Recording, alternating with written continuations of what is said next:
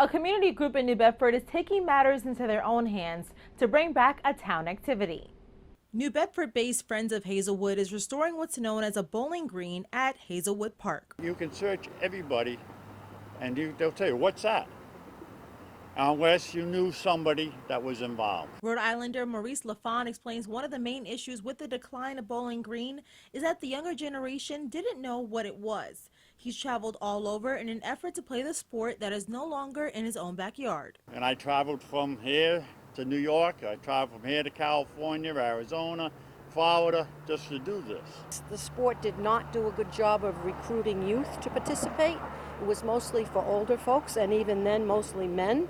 Joanne Tishane is one of the heads of the restoration. Hazelwood Park in the city's south end used to be home to a big bowling green, with lawn bowlers playing day and night and competing in tournaments. Well, I grew up here, just a few blocks away, where I now reside, and growing up here, I spent a lot of time in this park, and my father and grandfather were both very avid bowlers on the green. And back in the heyday of the sport here in New Bedford, it was a very, very big deal.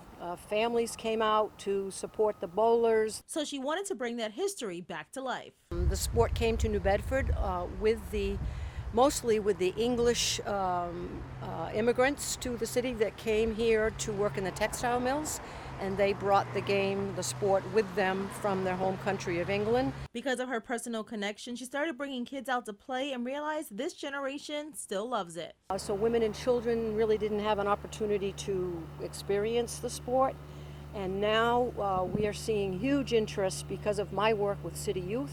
We have been bringing kids here for about 15 years. The kids took so much to it. It was so popular and well received that the kids asked us, could they have more time on the greens and could they form teams?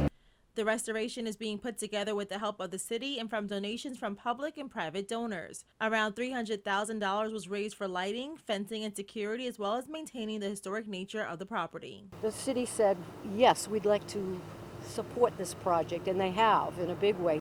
To bring back a sport for everyone. It's totally accessible despite age or gender. Most importantly, ability.